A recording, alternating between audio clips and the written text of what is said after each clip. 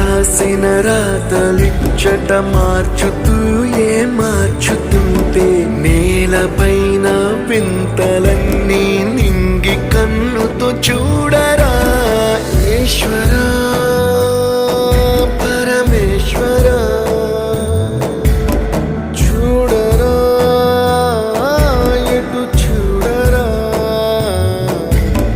మసకబారిన కంటి పాపకి ముసుగు తీసే వెలుగులాగా కాలమడిగిన కఠిన ప్రశ్నకు బదులువై